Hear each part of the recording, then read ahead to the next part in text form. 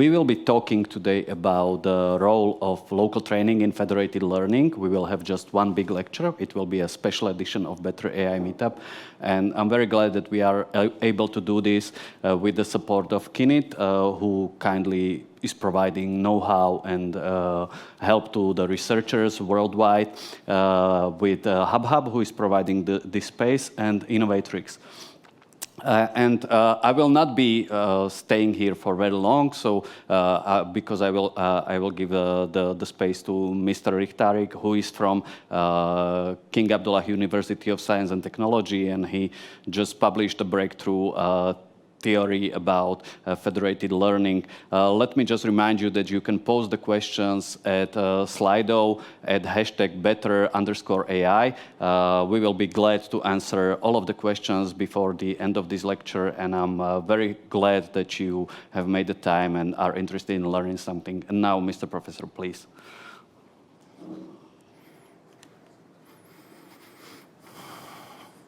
Thank you very much for having me.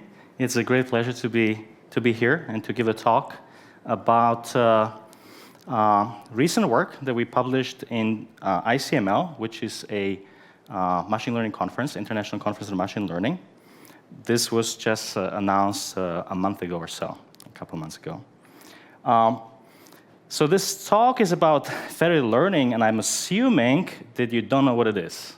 If you do know what it is, that's great. If you don't, then you'll be bored a little bit for the first few minutes. But anyway, I'll tell you what's going on.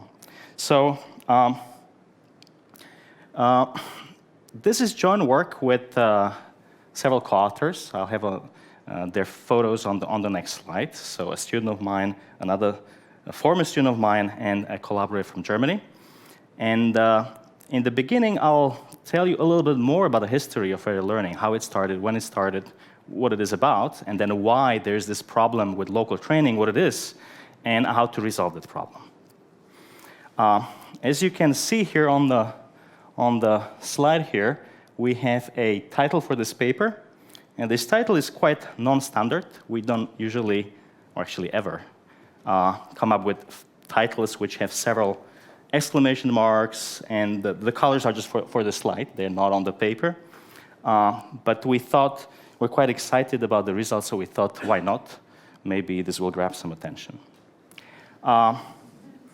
However, since we're scholars, we need to come up with an alternative title, and we have it in the footnote of the actual title. So for those of you who don't like exclamation marks in the title, this is the alternative one.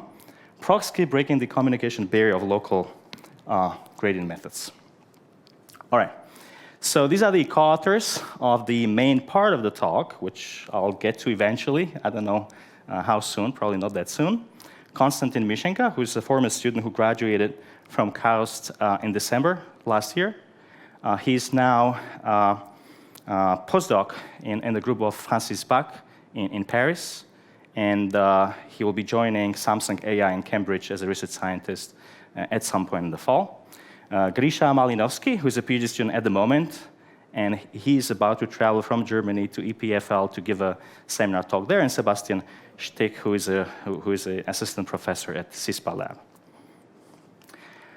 So this is the outline of my talk. So there's lots of stuff to cover, 8 parts, and even a couple of days ago I had 9 parts.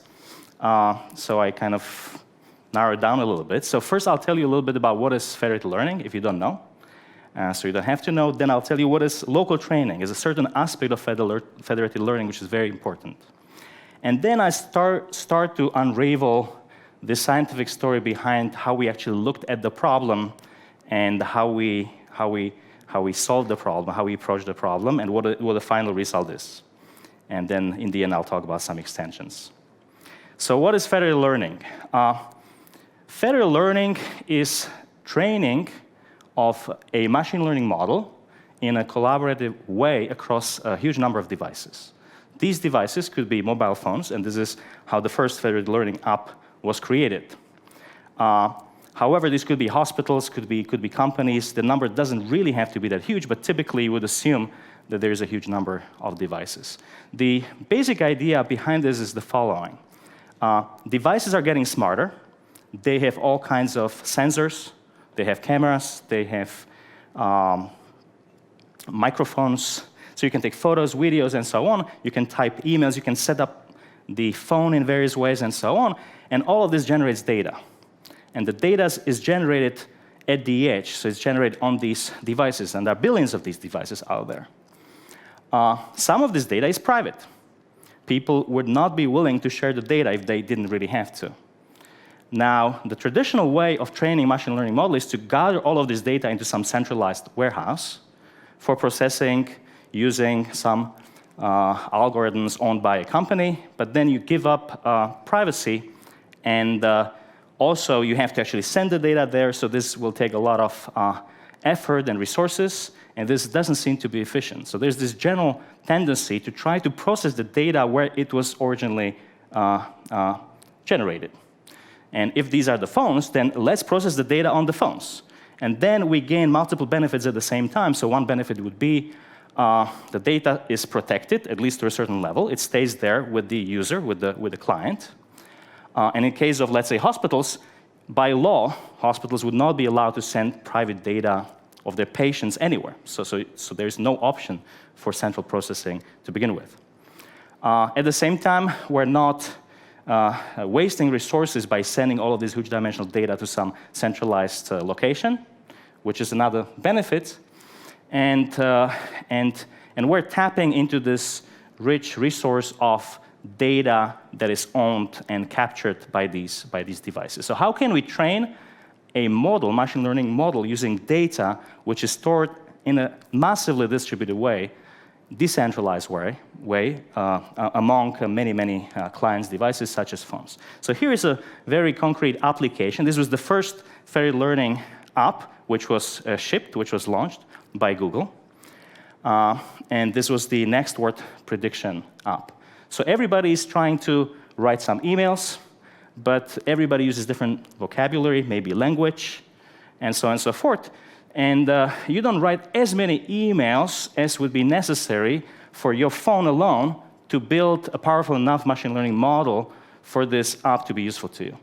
But if you collect all of those emails or all of the data in some sense of millions of users, people who write emails, then maybe then a powerful model could be built. But you wouldn't be willing to send this data to some centralized location, so it stays with you, but you want to learn from the data of others without sacrificing on privacy in any way. So that's what this is really about. So Federated Learning didn't start that long ago, even though the roots of Federated Learning obviously have been around for decades. So they come back to high-performance computing, distributed training, distributed computing, and so on and so forth, optimization, machine learning. But Federated Learning as a term and as a well-defined problem really only originated in 2016 in a collaboration between my lab at the University of Edinburgh back in 2016 and the lab of Brendan McMahon at Google. And by the way, so Jakub Konečný, who was the person from my lab who worked on this, he graduated in 2017. Now he's a research scientist at Google working in Federated Learning. And Konstantin Mirchenka, who is the first author on the paper I'll be actually talking about, he graduated in 2021. All right, so this is when the world really learned about Federated Learning outside of the scientific community through this Google AI blog dated April 2017. So this is just 5+ years ago. And this paper mentions roughly to a general audience what Federated Learning is, and it cites 4 papers which are the basis of Federated Learning. So the first paper will be the one that is most important to today's talk, which is this federated averaging paper. In this paper, the authors, Google authors, they proposed a particular algorithm called federated averaging for training. Then their second paper based on compression updates in terms of achieving communication efficiency, which was led by Jakub. And another one where we improve these optimization algorithms behind the training. And then the last one on secure aggregation of the data. So these 4 papers are the basis of Federated Learning. So needless to say, these are my 2 most cited papers at the moment. So we're quite excited that this technology has been adopted. So it was very interesting for me as a scientist to see and observe firsthand how different companies started to build federated learning teams, build federated learning products and apps, and this is just an incomplete list. Google obviously was the first one through the collaboration that I talk about, but then there's, let's say, this French Paris company, Oken, which focuses on federated learning for healthcare. Apple recently built a team. One of my students will be an intern there soon.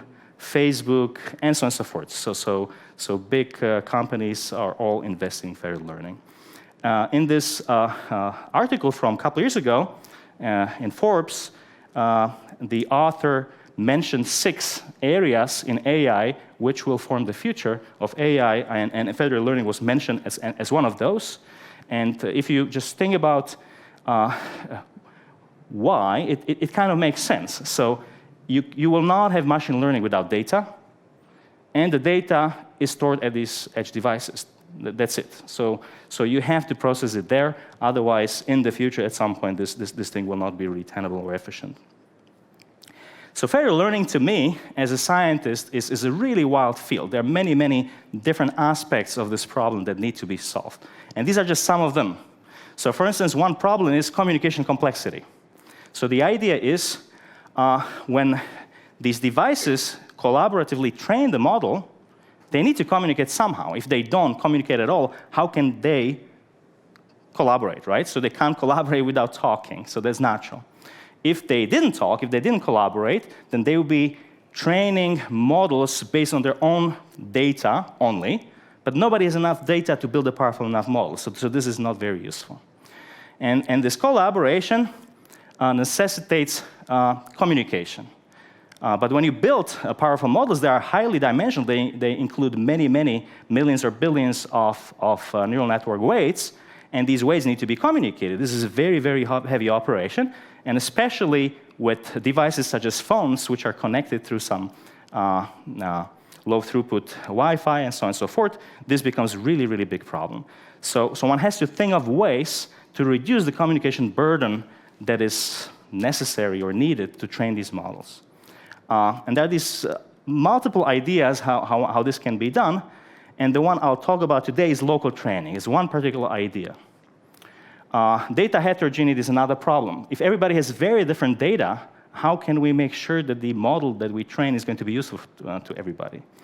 Maybe data heterogeneity means that the training process will take a long time, and then this will lead to a product that cannot actually be built, and so on and so forth. Privacy issues obviously are there as well. You would like to maybe make sure that you can guarantee certain type of privacy, such as differential privacy, which is the most well-known concept, and so on and so forth. And device heterogeneity is another issue. So when your phone is in use and it's not on power, it wouldn't be participating in training. So when you buy an iPhone, say, then you have to consent or not whether you want to share the data with Apple. If you consent, you're doing federated learning. The same thing works for Android devices. So I will explain what this local training part of this is. This is a small part, but very, very important. And many, many people have been trying to think about what this means and how can we understand this. So what is this? So as I mentioned, local training is going to be related to this one work by Brandon McMahon and co-authors, where they propose the federated averaging algorithm. I will not describe what the algorithm does. I will describe one part of it. So the algorithm is really sum of 3 ideas. So client sampling, the idea is not all clients that want to train the model will participate at every communication round. The reason is because some people are using their phones, and at that moment, they're just not available. Okay? Can we train a model in such a way that at every given time, only few clients participate, but we want to train a model based on data of all people, and we want to ship it to all people? So this is a big question, but we understand this problem by now very well. Stochastic approximation, the basic idea behind this is that when you do training on a particular device, maybe there's too much data there, so in any given communication round, you work with small subset of the data only. That's what this means. And stochastic because it would be a random subset. And local training means that one should do on each device a lot of training using some sort of an optimizer, and not just a little bit, but a lot, because local training is typically very fast. So if you, let's say, just take one type of an SGD step or gradient step locally and then communicate, if the local training step takes a minute and communication a day, this seems to be very inefficient. Okay? So the idea of local training really is to do more training locally before you communicate. However, this also is problematic, because if you do too much of local training, you're overfitting to your local data, and then maybe you're building a model which looks really like a model built just on your data, and then it might not generalize well, it might not be useful to others and to yourself. So there's a tension there. Too little local training, you have inefficiencies, and maybe you cannot even train such a model because it'll be so slow, and too much, and you're doing something really wrong. Okay. So I'll explain what local training means in these 3 steps. So first, I'll explain what gradient descent is, then what distributed gradient descent is, and then what local distributing gradient descent is. So gradient descent is this idea of following the path of water flowing down the hill.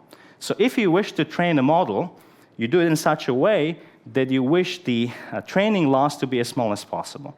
If the training loss is as small as possible, there are some guarantees, then maybe then the generalization loss will be small, which means you will build a predictor which maybe is very accurate, and you can predict, let's say, whether image is image of this type or another type with high accuracy. So this picture here is a landscape, loss landscape, of a certain very small dimensional, actually 2-dimensional, so impractical, machine learning model. And the area with the lowest altitude would be the area corresponding to the smallest loss. And that's what we want to find. We want to find the coordinates of this little space right here, because once we find them, those 2 coordinates will be the weights of the neural network, and then the neural network would work very well. Of course, nobody would work with 2 dimensions. This happens in billion-dimensional spaces, but this is what I can draw. So gradient descent is just this idea of following somehow this path using steps, not in continuous time, but taking step at a time. So if you compute the gradient of this loss function at any given point, so in this case at point xt, then this gradient will point up the hill, but if you follow the negative gradient, it will point down the hill. And then you have to decide on this learning rate gamma, which will tell you how far you go down the hill. And you go to xt plus 1, and then you repeat the process, and in this iterative fashion, you're inching towards the minimum. Okay? So that's really the idea. Okay.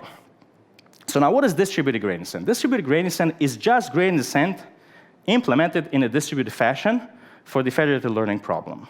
So what is federated learning problem? The simplest way I can describe it is this. So the idea here is that fi would be the loss of the model parameterized by vector x on data owned by device I. Okay? So if device I wanted to build model on its own without any collaboration with anybody, it would just minimize function fi and find the parameters x. And these parameters correspond to the weights of the network. Okay? So that's what would happen. But now they want to collaborate, so we add the loss of everybody and want to find a single model that minimizes the average loss. And then in this way, we want to find a model that somehow, on average, fits everybody. Okay? So how would we run gradient descent for a problem like this? So gradient descent, as I mentioned before, is this method, right? And what is the gradient now of the average of a bunch of functions? Is the average of the gradients, right? So now these individual gradients can be computed by individual clients in the federated learning system. However, in order for us to be able to take this step, we need to average all of these gradients. And that's when communication kicks in. So these are huge d-dimensional vectors, and they could be millions or billions, and these have to be sent to a certain orchestrating server that performs the averaging and then ships it all back to everybody. And this process is repeated. And this is really, really heavy. Okay? So let me write down the same method in a funny way. So it's exactly the same method, and I'll take a little pause and take some questions. So it's exactly the same method, but I will write it down, in this case for 3 workers, in the following way. So every worker receives a copy of the current model, xt. And this is copy at time t. Then every worker creates a copy of that copy okay, because this might evolve into something else, and then everybody takes one gradient step based on their own local data only, pretending they're trying to just train based on their data and nobody else, but started from this joint model. Then everybody gets to a different model at that point, and at that point, these models are shipped to the server, and these are these huge d-dimensional vectors. The server averages them, but if you average these models, this is the same thing as performing one step of gradient descent. Then we obtain a new model, and the server broadcasts the new model to everybody, and the process is repeated. Okay? So that's gradient descent. Same method. I'll take one or two questions in case anybody has some questions, and then I'll continue. Yes? So it's like you send all the model, not just one vector. Whole model is sent to The whole model, by that I mean the weights defining the model. Yeah. So the server knows the architecture, so all that we need to send is the weights, and we send all of them. Yeah. So in practice, you wouldn't do it. In practice, you would do compression of the model. And this is one of those things that I mentioned in one of these 4 boxes early on. But I'm now focusing on just one aspect of this federated learning universum that is misunderstood or not understood. So I'm kind of ignoring everything else, not because I think it should be ignored in practice, but it should be ignored when I'm giving a talk. Okay? Maybe one more.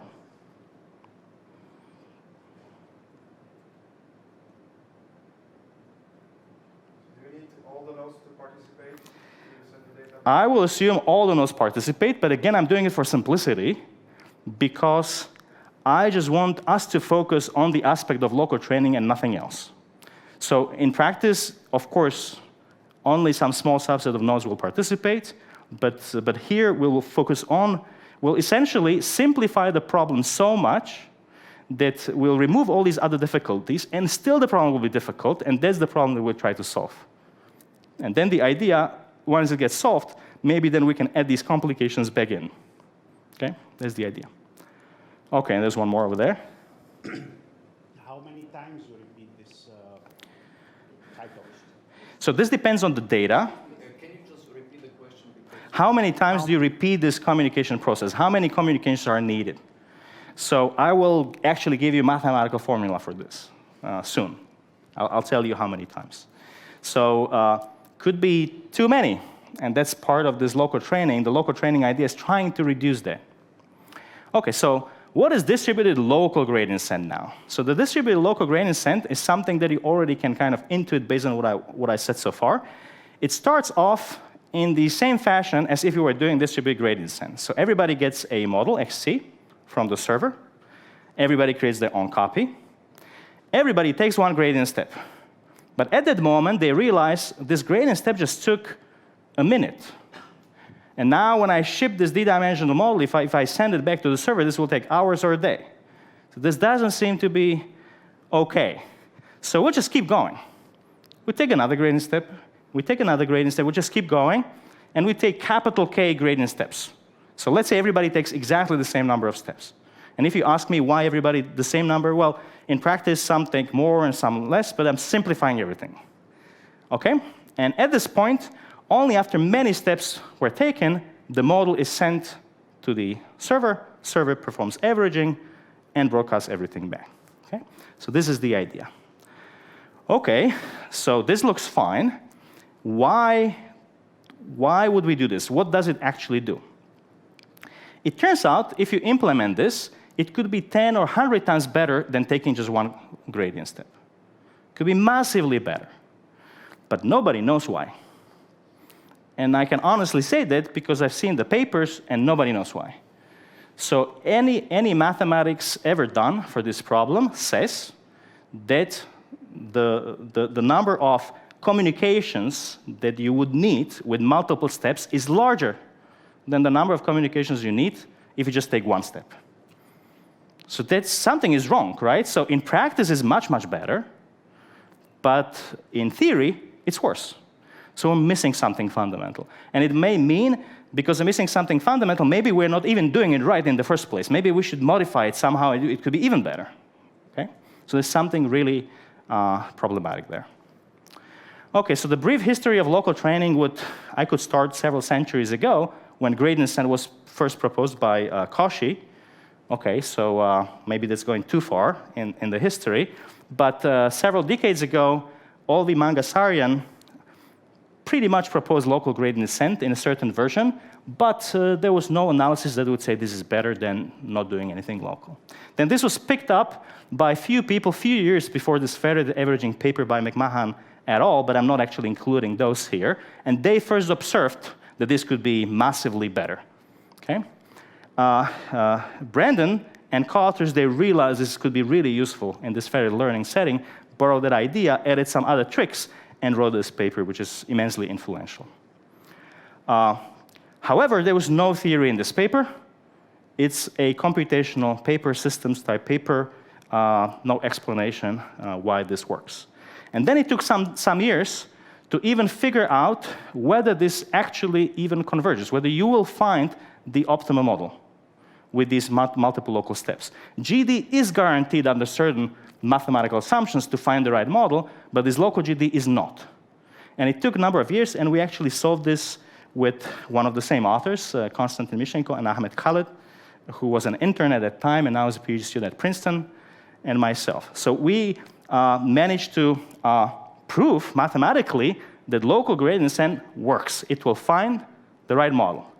However, our formulas show that it's worse than gradient descent. Okay, so we solved one problem, but not really the problem, the ultimate problem that you want to solve. But at least we moved towards the solution.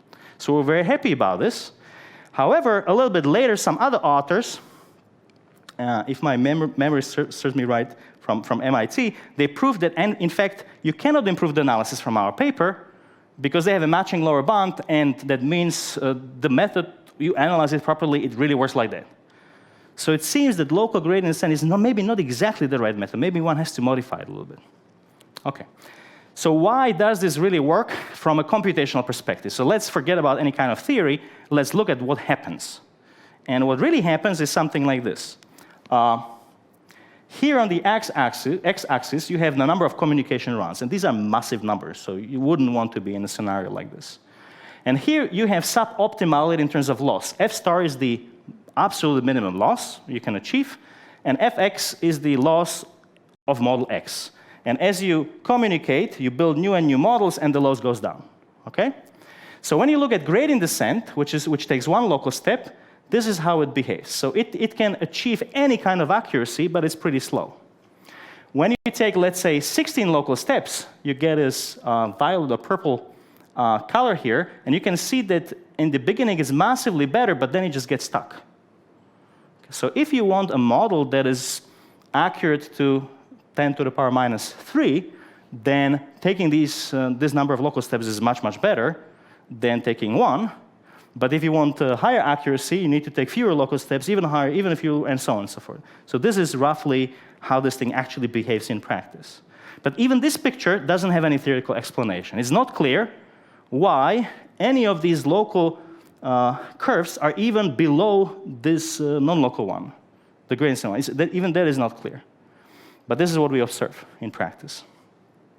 OK. So continuing with the theory, so I mentioned that in this previous work, in this first work, we could show that local gradient descent works, but it's worse than gradient descent. And it's massively worse, even, I would say, because it doesn't decay the error at an exponential rate. You can see it on this picture, not this picture, that somehow there's this slowdown, right? The line here, exponential decay would mean you have a line here, like this blue line. But all of these start curving in and then just stop. And that's just bad. So is there a type of a local method which doesn't curve in like this? It just continues. Does that exist? So that's the question that then people asked after this work. And in fact, there are 3 pieces of work, quite recent, from the last couple of years, which managed to develop new types of local methods with a little changes, which managed to obtain these linear decreasing training curves. Okay, so now we're even closer to understanding what these local methods do, because now we can have the same behavior as gradient descent, except it's still slower, but at least it's linear. Okay? So one of these papers, this one, comes from my lab. OK, so these are linearly convergent local methods. But however, even with these advances, even these works, none of them shows that the method is better. So we're slowly getting to understand these methods, but every single result says it's worse. So is this the case? Is this maybe just fluke? Is this just chance that these methods in practice happen to be better and we will never know why? Or is there a reason behind this? And this is really what I'm going to address today. OK, so now I'll pause again. And after this, I'll go into how we actually address this problem, how we thought about it. So again, I'll take some questions if you have some.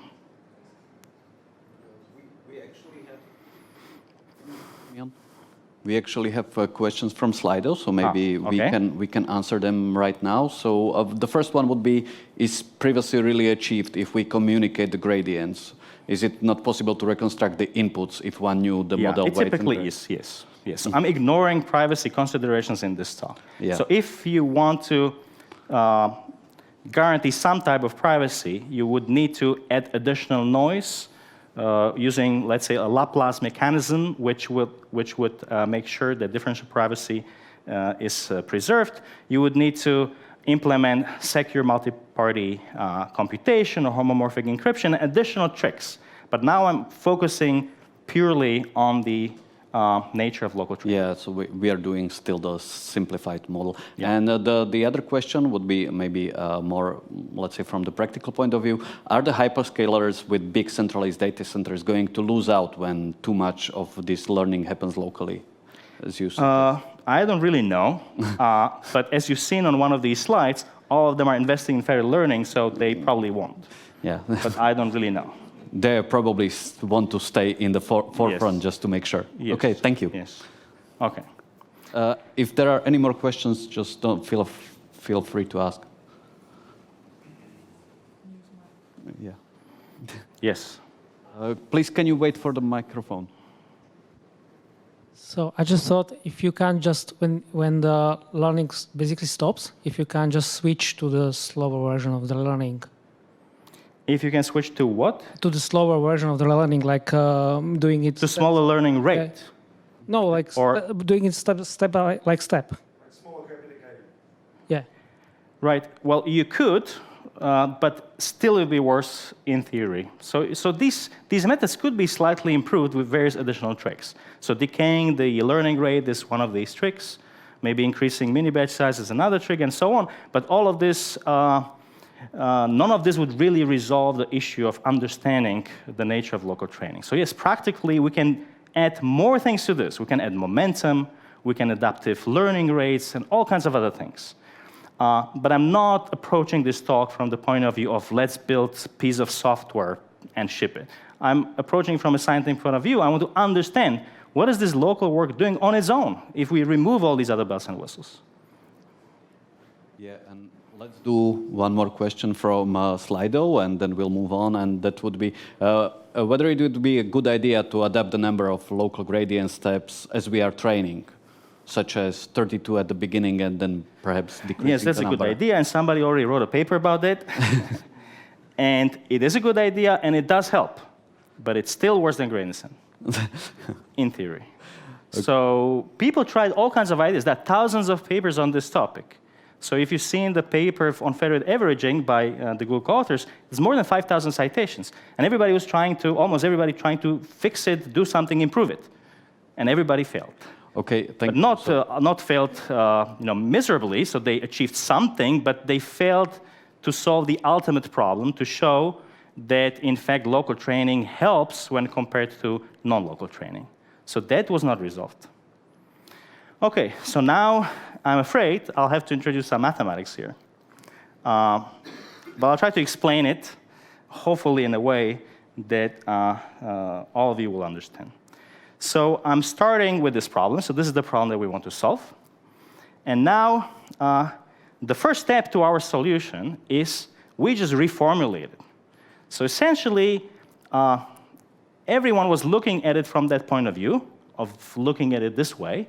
we reformulate it into an equivalent problem. From a mathematical point of view, it's equivalent, but it somehow has different structure. So what do? So the first thing that we do, we allow freedom. We like freedom, right? So we allow freedom to everybody. Every device is now free to pick their own model. That's why we have I here, xi. So there's no longer x, okay? xi. Everybody can train whatever they want. So now we have n models, and n is the number of devices. Okay. And as typically happens in real life, you take the freedom away. So, and this is what's happening here. So then we add a regularizer, which essentially is a loss equal to infinity if the models are not the same, and 0 if they're the same. So this pretty much makes sure that the models need to be the same, otherwise I'm not going to minimize anything if the loss is infinite. So this is just a mathematical trick which enables me to write down the problem equivalently by adding freedom and then taking it away. Okay? Okay, so that's the first step. The second step is to realize that, in fact, this regularizer has this form that this value of this loss is 0 if all the models are the same, and infinity if they are different. So maybe we can generalize a little bit and think of this as some kind of a set. This is a set of all the x's where all the models are the same. So let's generalize. Let's put these x's together, and let's just say that all of these x's belong to some set C. In this particular case, it's the set of all the xi's which are all the same. Okay, now this could be a different set. So now we have generalized the problem. Before, the first reformulation was equivalent, now we have generalized. Okay, and in fact, we'll think of arbitrary so-called closed convex set, whatever that means. I will not explain that. And then we generalize once again. So then we generalize this function to a function which has certain mathematical properties, and they are called proper closed and convex function. It turns out that this function has these three mathematical properties. It is proper closed and convex, but there are many more proper closed and convex functions. Okay? So that's what we do. And then essentially, we arrive at a problem that looks like this. Minimize f plus psi, and psi is this regularized, and it's proper closed and convex. Okay? All right. Now we stare at it, and we think about what have we done. Okay, what are we going to do?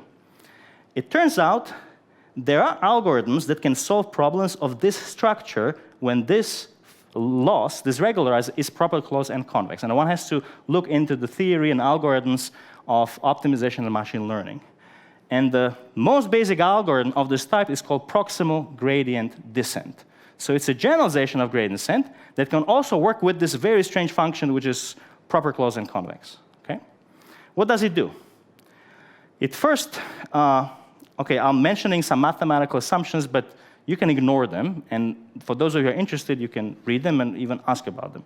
Okay, so here are some assumptions. I'm assuming that this regularizer is proximable. Actually, I'm hiding this. So proximal means I can actually minimize this loss. Without an algorithm, I can just find the minimum. And not only that, I can minimize this loss, not this I don't know how to minimize, this one, even if I add a little bit of a quadratic perturbation. So this mapping, which maps this x to the minimizer of this, is called the proximity map, or proximal operator. It's a known construction from convex analysis and so on. All right, so this is what we do. And then we look into textbooks which say, what do you do? How do you minimize functions like this? There's a very well-known algorithm, known at least for a couple decades, called proximal gradient descent. And proximal gradient descent behaves by first pretending there is no this ugly function psi. You just take gradient step, feeling lucky, okay? I'll just ignore it, okay?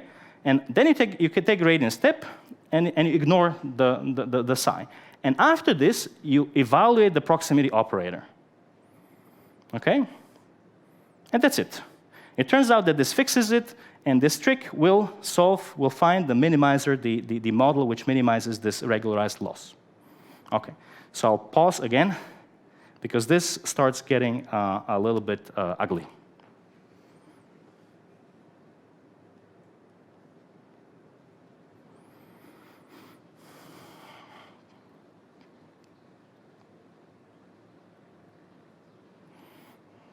I hope with every pause I still get 2 questions.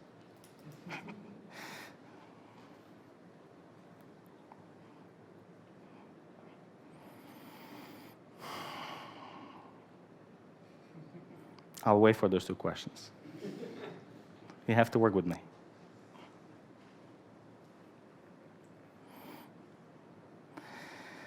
And as we academics say, there are no silly questions, so you can ask anything. Yeah. So can you show some explicit formula for some such a constraint? Amazing question. I was waiting for that question. Great. Great. So now, it turns out that if we use this function, which we actually are using in our reformulation, so this one, and we evaluate the proximity operator of it, this just means average all the xi's. That's it. That's what it does. And that's all you need to know about the proximity operator. Forget about everything else, okay? In this case, which we're interested in, I mean, we've generalized the thing because we somehow, the only way we could solve the problem is to first generalize. Somehow it's, okay, so that was a trick. But that's what the proximity operator does. So you allow this freedom, everybody's allowed to have their own models. Good. And then when you evaluate the proximity operator, all the models get averaged, which is exactly what we do in distributed gradient descent. Right? So now the method looks a lot like what we want it to look like. Okay? And this immediately points to the heart of the problem. And the heart of the problem, from the point of view of this algorithm, is that if we apply it to the reformulation, to the first one, then this is when the local gradient steps are taken by everybody in parallel, because this all lives in a higher dimensional space. So this one equation just means everybody takes one gradient step. That's what it means. Okay, not just one, everybody takes one gradient step. And then this means everything is averaged. Okay, then again, everybody takes one gradient step, everything gets averaged. That's what it means. So from this kind of abstraction, what do we want? What we actually want, we don't want to take the proximity operator every time after every single gradient step if we want to create this local method, right? What we would want is to skip the proximity operator. Okay, just let's say pretend it's not there for some time, and then at some point evaluate it.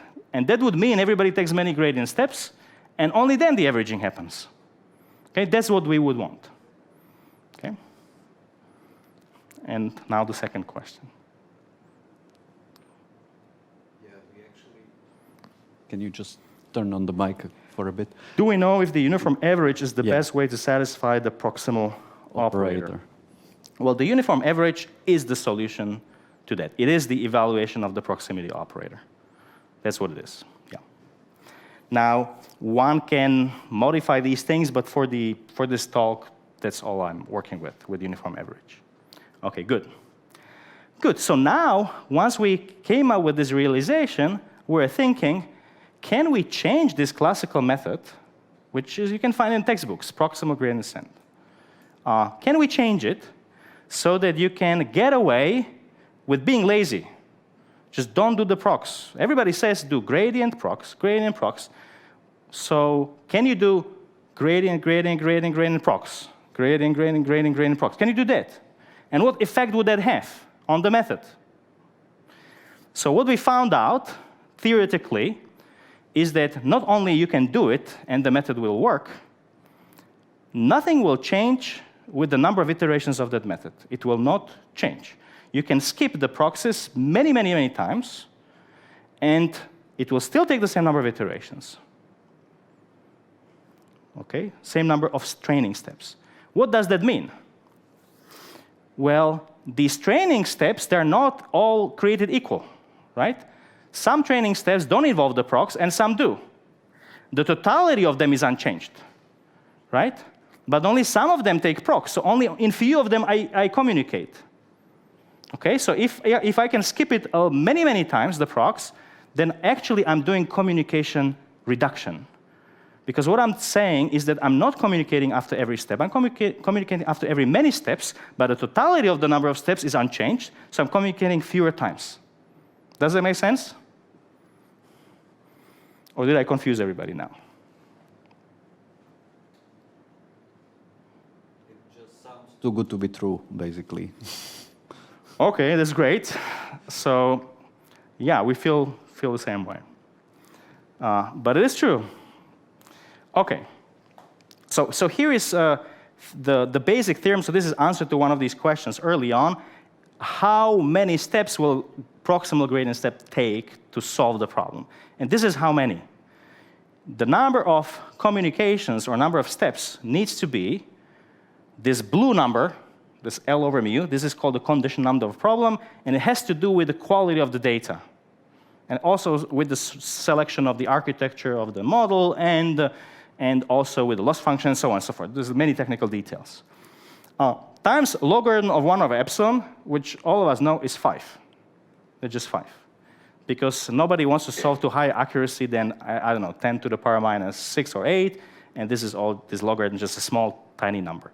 So if you take this many iterations, this many training steps, then it turns out with this fixed learning rate, 1 over L, whatever it is, we find model xt, which is close to the best possible model with the minimal training loss up to epsilon accuracy in this relative sense. So that's what we need. So this is what gradient descent does. And as I was telling you, all the works that involve any kind of local steps, they say something worse than this. Okay? This number is always larger. And sometimes the dependence on epsilon is not even logarithmic. It's like 1 over epsilon or something, which is even worse, because logarithm kills big numbers. If you remove it, it just becomes much larger. All right. So that's the basic result. This is not our result. This is a textbook result. Okay? So now we want to challenge this result and achieve something better. So what do we do? So now I can finally start talking about the ProxSkip algorithm, which is our algorithm. So I will explain it to you using 2 approaches. So first, I will cheat a lot. And those who took my lecture earlier this day, they know I like cheating a lot first, and then I uncheat. So I'll do the same thing here. I'll cheat a little bit. I will explain to you a method which skips all the proxies, so even better than good to be true. It skips all of them. However, it requires certain information that nobody has. Okay? And then we'll try to learn that information. That's what we do. OK, so here's a question. So I'll just read it and answer. Is that OK? Yeah, probably yes. Yes. Please. All right, so the question is, for what types of problems, convex, non-convex, does the fact that you can reduce number of proximal evaluations without affecting number of iterations hold true? For strongly convex problems. OK, that's technical answer to technical questions. OK, so the first approach is this. I reformulate the problem one more time, and I completely remove the proximity, the function psi, of which the proximity operator we need to evaluate. But I change the problem a little bit. To the loss f that I really want to minimize, I add a linear function. Okay, this is a linear function. These brackets, this is just inner product. It's just a mathematical construction. And h star happens to be the gradient of the loss at the optimal model that nobody knows, which is where the trick comes from, right? So nobody knows this h star, so I cannot really do it. But if I knew it, I could do it.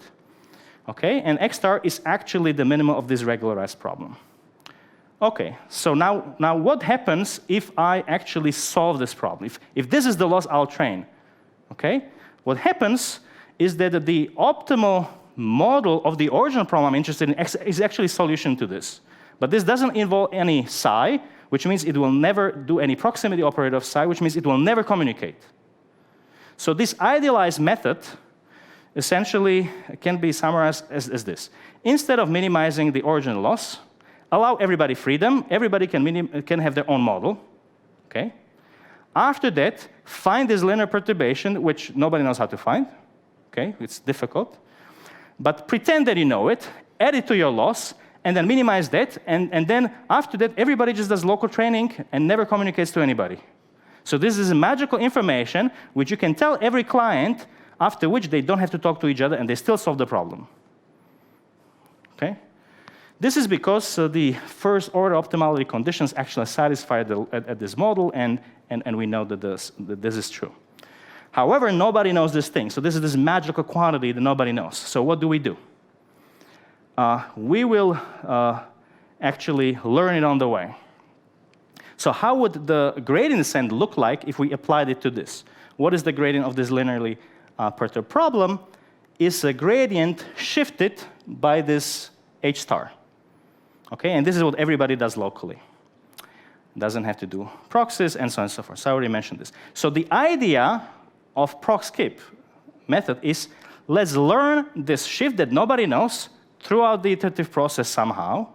So let's generate a sequence of shifts which will converge to this h star. Okay? And not only that, we want to generate it, but only with few communications. Much fewer than what gradient descent does. Okay, so that's the idea. Can we do that? And ProxSkip is actually the solution, and this is what ProxSkip is, and I'll stop after this slide, and then hopefully we have some discussion. So imagine we have some shift ht somehow, like anything. You can come up with any shift, whatever is your favorite shift, doesn't matter. We're just starting the process. Then this is what we do. Just like as if this shift was the optimal shift. But we don't call the result xt plus 1. We put a hat there, because we'll do a trick with this hat. A hat trick, right? So I just made it up. I was not prepared. OK. All right. And then what we do is this. With probability 1 minus p, which is very high, so we choose the p very, very small. So we flip a coin, which is heavily biased, and with very high probability, we just do nothing. We will not change the shift, and we'll remove the hat. That's the hat trick. Okay? Which means we just believe in this shift. We kind of believe it's fine. We're lazy. And essentially, this means that since this event happens with high probability, it will happen many times in a row. And when this event happens many times in a row, that means that there's no communication, and everybody just does local training. But they do local training with shifted loss using this shift ht, which might be crappy shift, because it's definitely not h star, right? OK. And then, with very tiny probability, we change the shift. We change the xt plus 1 to something, and we do it by evaluating the prox, which means we communicate. So you can already see this is a local method, right? Because with very high probability, everybody just does local training. There's no communication. And then in a synchronous way, everybody realizes, stop, this event happens. We communicate. This prox will mean communicate. I'm not telling you what we take prox off. This is detail, technical detail. And then the shift is changed, and the model is changed. And then the process is repeated. OK? I'll pause here.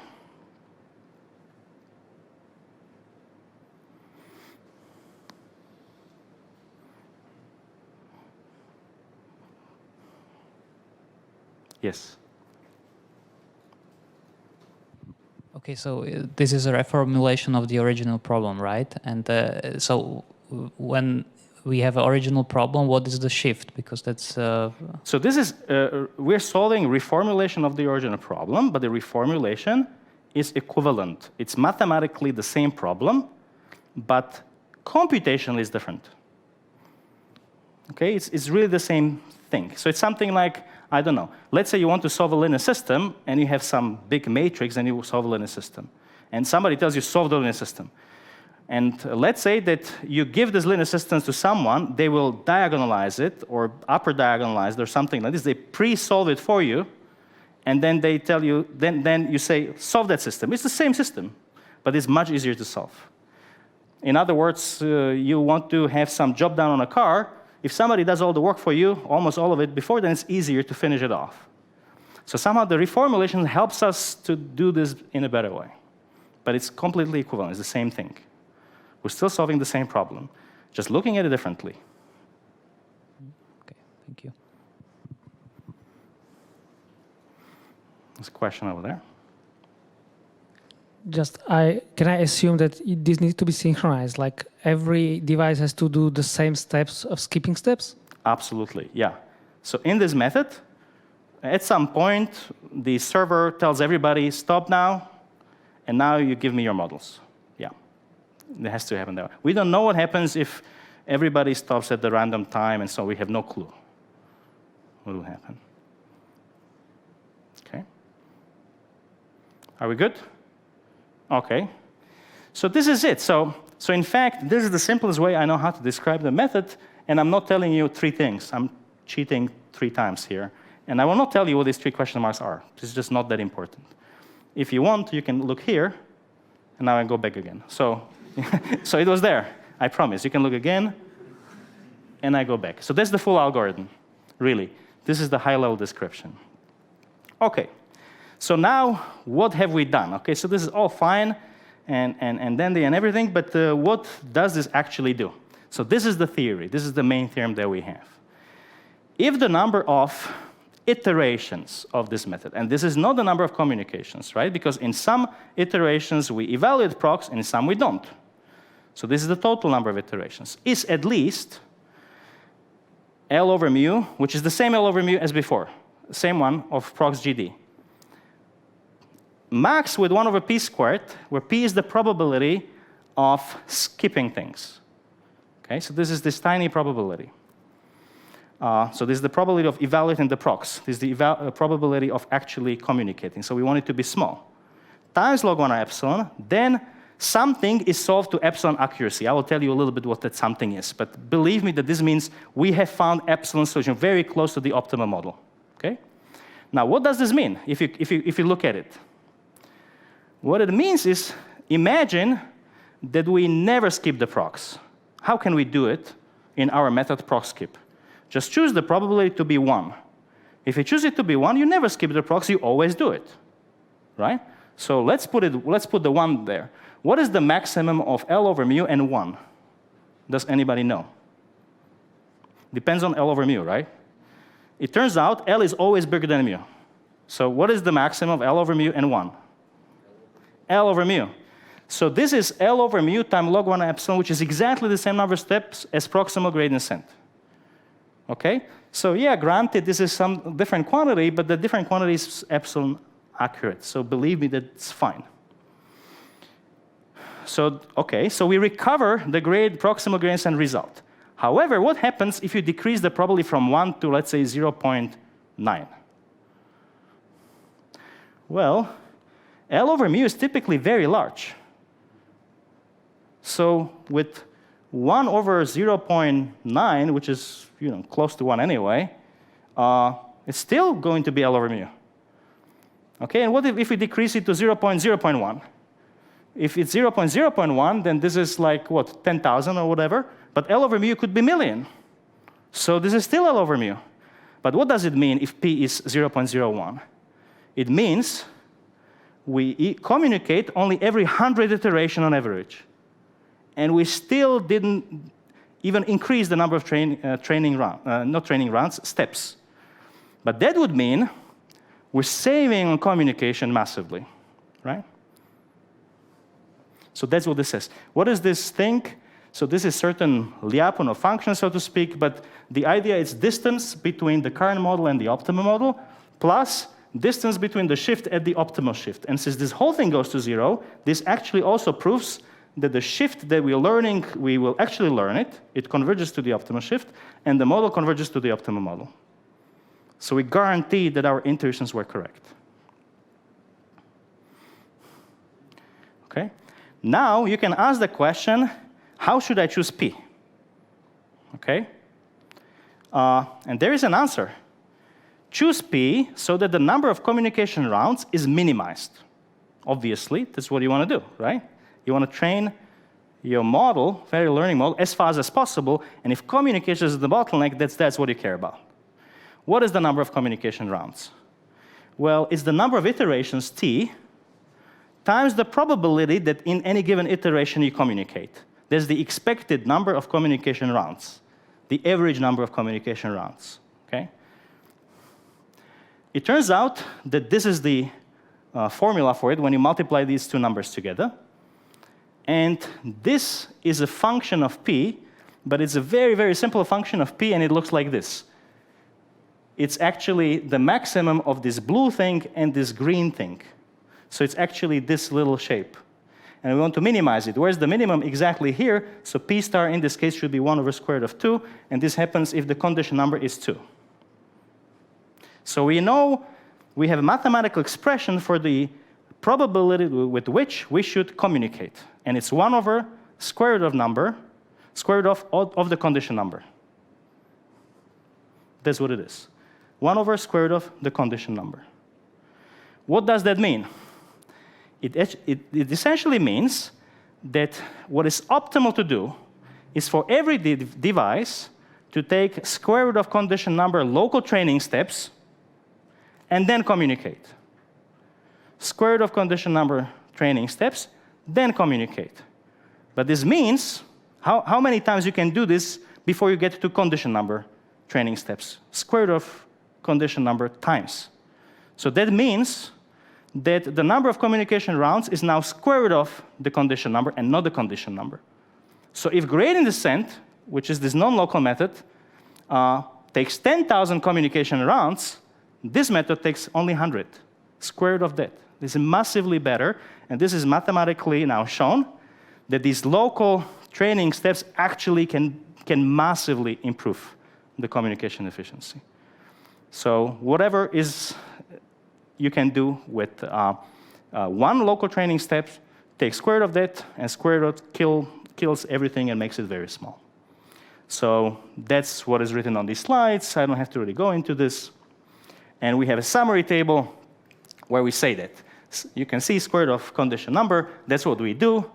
And all the other theory for all the other methods, it's at least non-square root of condition number or even much worse. And these are the best results there are. So that's what we do. And now I have 2 slides of experiments, but I'll pause in case there are some questions. Yes? So to what extent do these findings also apply to non-convex problems? Or is it at least close to how this setup for non-convex problems behaves? So mathematically speaking, to no extent. Okay, we just don't know. Non-convex things are not convex. Scientifically speaking, non-convex training landscapes locally may behave as convex. Okay, so if you train a model and it's kind of locally convex and you do many steps of something like this, at least locally, when you're in some kind of convex region of this lost landscape, you will get acceleration. And then at some point, maybe you don't again, and then you get again, and so on. But we don't have mathematical guarantees for this. So doing anything in this non-convex regime, that's still an open problem. So what we solved is the convex problem, but not the non-convex problem. Basically, I have better chance to find some suboptimal solution in the proximity of the initial position of the model? Maybe something like that could be said, yes. Yes. Okay, thank you. Yeah, we also have one more question on the slide also. If you would be so nice and read it. So. I'll read it. So what will this do to the generalizability of the models when we are taking many local steps? Okay. So here in this talk, we adopt the point of view that we are solving the empirical risk minimization problem. And we believe that empirical risk minimization will generalize. If somebody thinks it will not, give me your thing with you think you generalize, and I will solve it with this method. So we're somehow, again, not talking about generalizability. If you believe some tricks and regularize or whatever are needed to generalize better, then that's what I would be solving. Okay? So our contribution is orthogonal to generalizability. It's about being able to train the empirical risk minimizer and minimizing the empirical risk and not the generalization error.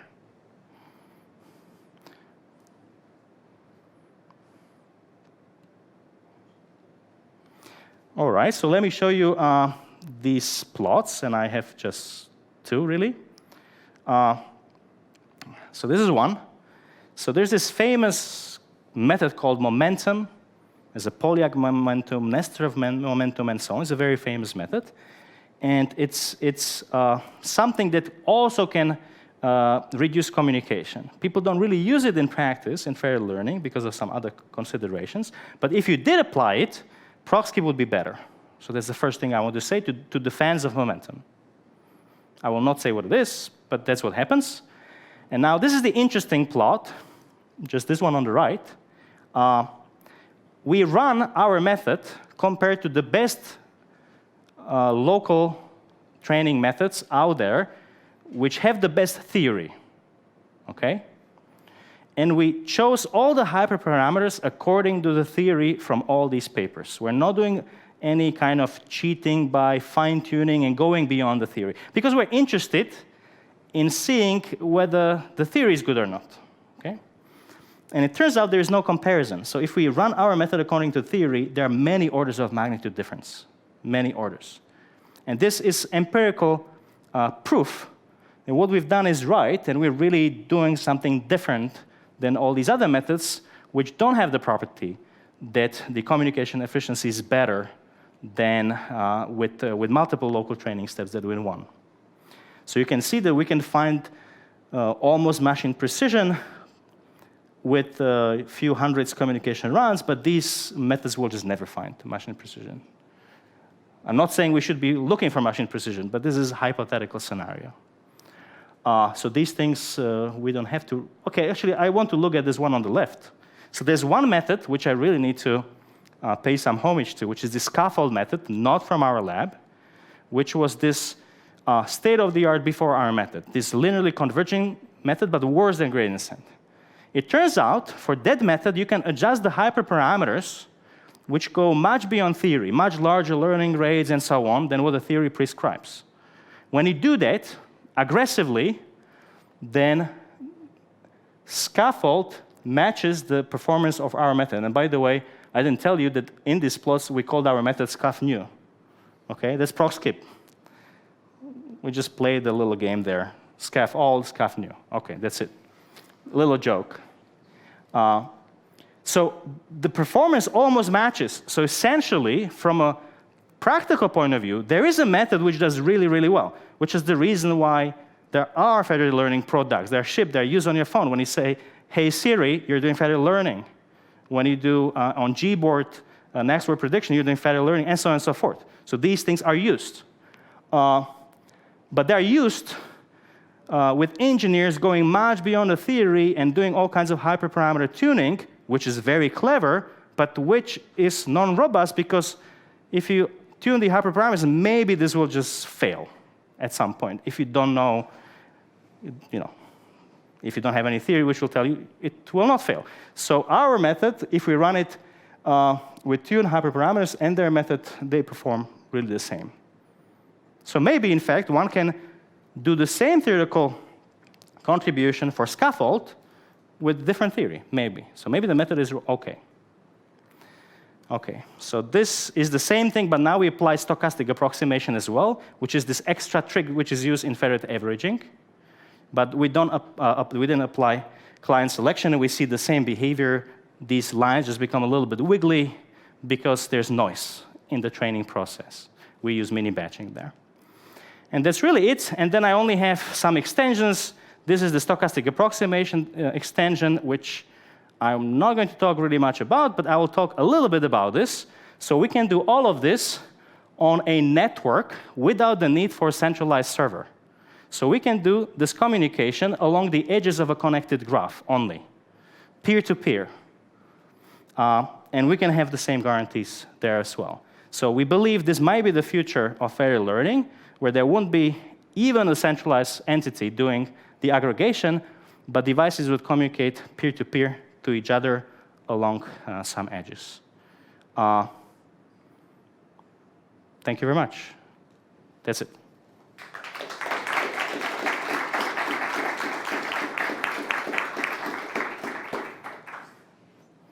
Thank you very much. We can now have your question. If you have the time and more questions, we will just sit down so that you don't have to walk all day. Thank you. I actually have to say I've seen this presentation in advance, and the one thing I didn't expect to say that this was really fun. Yeah. All right. Yeah, so we had fun when we read the reviews by the reviewers. Yeah. We still have a question that pertains to the last graphs that we have seen, and it would be, can we obtain this rate by accelerated distributed optimization, this momentum? Yes, you could. Theoretically, you could. However, it's a method which doesn't do local training. It only takes one local step. It has the same communication guarantee, but people found that by taking multiple local steps, you can do better. So we're trying to explain the empirical phenomenon of what local training does. So there is a very different algorithm which can have the same communication guarantees, but people don't use it in practice. Okay, thank you. And where do you see ProxSkip actually, sorry, actually develop further? Where do you see maybe the most? Can I go back to the slide? Because I have a slide on this. Is it possible? I think so. Yeah, just a sec. So this is the last slide which I actually skipped through. So we already have 3 extensions, and we're working on more. Okay. So one extension is we can add communication compression to this, which was one of these questions early on. So when we do communicate, we can compress for further gains. And we can do this in a way in which we have theoretical guarantees, and we can show it's better. We can also, instead of computing gradients, compute gradients based on just some part of the local data, if somebody has too much local data. And we can do so-called variance reduction for this, to reduce the variance introduced by this noise. It's a certain mathematical trick, an algorithmic trick, which makes the method, which uses mini-batching, work as fast as if you didn't use mini-batching. And lastly, we have another variant of this, using very different algorithmic approach, where we can guarantee even less local training. So here, each device has to do square root of the number of condition number of local steps before communication. We can actually do now 3rd root and 4th root with a different method. Okay, so basically reducing by orders of magnitude if you have... Yeah, you know. yeah. So we can do that, but it's a very different method, and we don't know whether that can further be improved and so on. Okay. This is maybe a more practical question. Which services can benefit the most from federated learning? Where do you see maybe the most? Well, definitely healthcare and services where data really is private and you wouldn't want to share it with anyone, but you would still want to learn from it. And you don't have enough data because you're a single person, single company, single entity. So those kinds of services. And healthcare is one of those examples. Could be I don't know, government, right? Okay. But definitely any app on a phone could be home devices, smart home devices. So definitely you wouldn't want to share your private data from homes, like setting off an alarm clock and I don't know what. But maybe if you could share it privately so that no other entity actually sees it and can possibly know what your data is, and you can then build a smarter home through the usage statistics of other people, that could be useful. But of course, privacy considerations are absolutely critical. So this only would be adopted if these things really work reliably. Yeah, there's also ever bigger push towards data privacy, so probably Absolutely. even some machine learning techniques that currently use available data could use from it. I'm not sure whether we have any more questions in the audience. Yeah, I know you had questions before that, so I fully understand that you could be exhausted. So yeah, yeah, please. No. There's one question, but we can address it after that. Yeah. Okay, so did you do this experiments only on some like, arbitrary model, or did you use like some practical models, some practical architectures? This was not practical experiment. This was a scientific experiment, highly controlled, in which we know everything, pretty much, so that we can actually test things without cheating. If we did this in a practical environment, we would not be able to estimate these parameters, step sizes, and so on. We could get gains, yes, but we wouldn't be able to say whether these gains are because our method, if implemented as prescribed by theory, is better, or whether we did some clever engineering. So we wanted to separate those two effects. So it was like one simple neural network, or was it like just some function that you optimized? So there was essentially just one layer, so it was a linear model in this case. So this was very simple.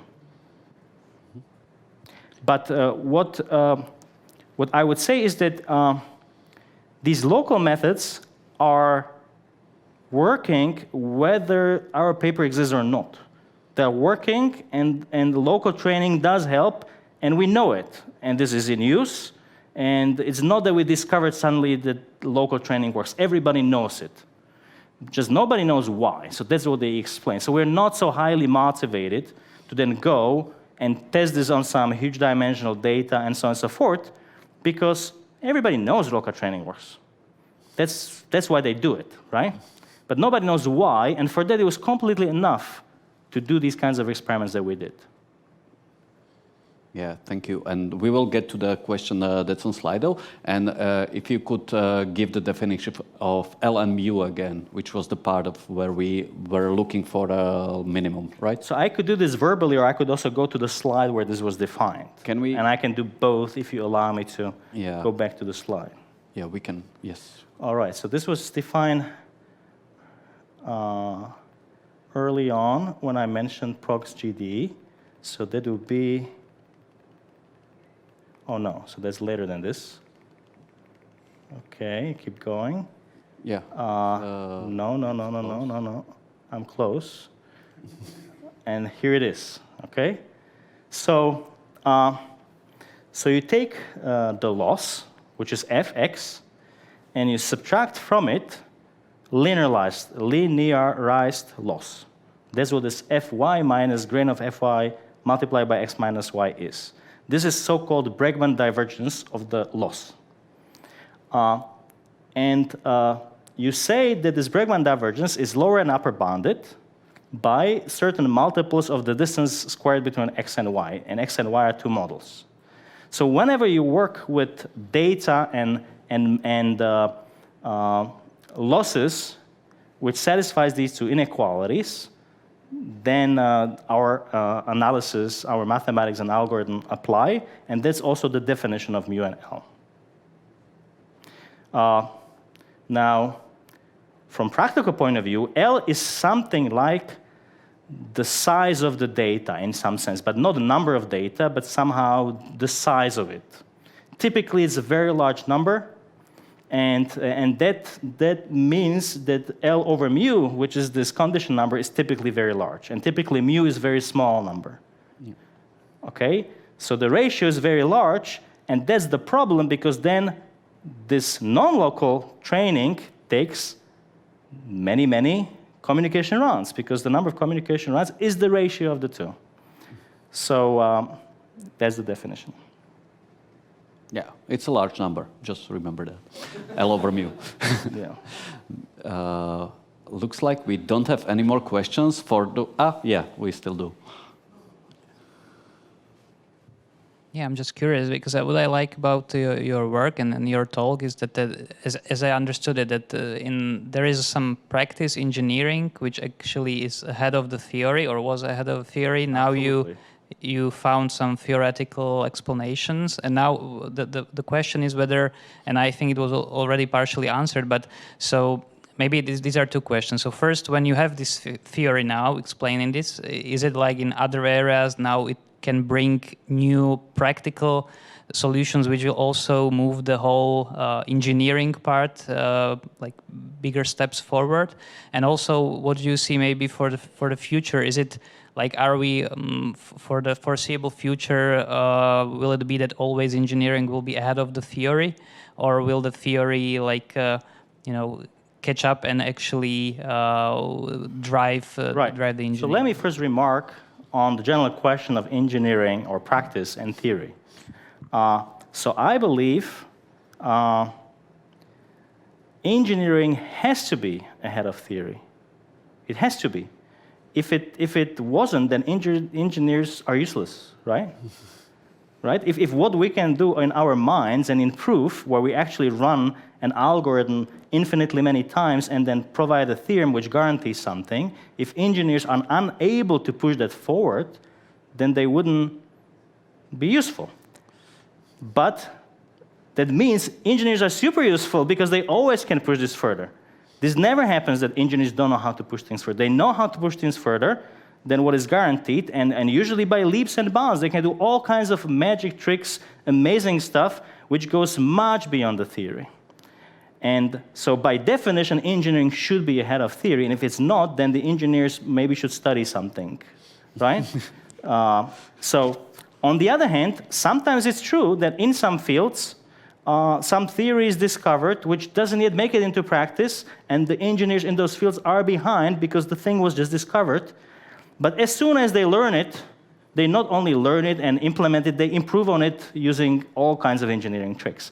So the only way engineering is not ahead of theory is that they don't know about it, right? So I don't believe there is a tension. This is a really mutually benefiting ecosystem where theorists push something, and now we understand what is possible, and engineers can build something from a ladder which is taller. But they will build and they will go much beyond. And theorists, they will be inspired by what engineers found empirically and try to explain it, and then the engineers can come in and with these new explanations can do even better things. And this is a mutually beneficial cycle. Yeah, we still have one more question. I would like to ask, in your experiments, could you explain how the data was distributed on the individual clients? Was it like uniformly distributed, or?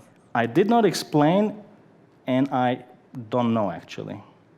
I just don't know. I did not do the experiments, and I did not ask, and I don't know. Because I'm wondering about one thing, and it is, let's imagine that we only have 3 clients, and these clients have fairly differently distributed data. Yeah. One of them has one samples from one class that other 2 miss. So in this case, if we average the models after quite extensive local training, could these models not be diverged too far from each other? No, it will not happen. Our theory doesn't assume the data is distributed in any particular fashion. So many previous local training methods are very sensitive, and that's why there are many research papers written on the problem of let's solve the heterogeneous federated learning problem, which means what do you do with local training if the local training data on my phone is very different from your phone because I take photos of cars and you take photos of airplanes, let's say. And you want to classify airplanes, I want to classify cars. Our method doesn't care. The data could be arbitrarily heterogeneous, and we still have these guarantees. And it still works, and it's fine. It's just against my human intuition, because if you take photos of airplanes, photos of cars, the background and the photos are different. And then if we would like to merge, for instance, convolutional neural network, then at least the first layers, which contain the low-level filters of data, could be pretty different. Right, but this is probably because you're thinking about generalization already. We don't have any guarantees for generalization. So maybe if that was the case and the architecture was not good enough, you don't have enough capacity to accommodate all of this heterogeneity, then we are still able to find the best performing empirical model, but it might not generalize well. So the issue should be pushed towards, let's maybe change the model, the architecture, so that so that it is possible to train it, and then to this new architecture apply a method like this. I have one more question, I promise. Yeah. It is the last one. So you mentioned that maybe the architecture could be changed, but are there not approaches or strategies how to merge these models? For instance, not to break something in the model that shouldn't be broken. Like I will merge the filters on the first layer, but I will not. I will merge. Oh, sorry. I will take one whole filter from one model, one from another model, and I will not mix the parameters on the level of individual filters. Is there something like that, some intelligent parameters averaging? No, this is just plain averaging. And it works. It may be, the reason might be that we work with convex models, convex losses, and then that issue probably doesn't appear. If you work with non-convex, the issue would appear, because for non-convex losses, averaging is problematic. So maybe that's where this really lies. Okay, thank you. Thank you. Perhaps we have one last question. I like that we are both running out of time, but are not running out of questions, so thank you. Just that I'm sure that I understood what is the main benefit, other than you actually proved the thing that was working. Maybe I missed this. Can we actually now calculate what is the optimal number of steps that we can skip, or we should skip? So we can calculate it, and the probability of skipping is probability of evaluating the prox is very small, and it's 1 over square root of the condition number. So essentially, it means that one should take square root of condition number local steps before communicating.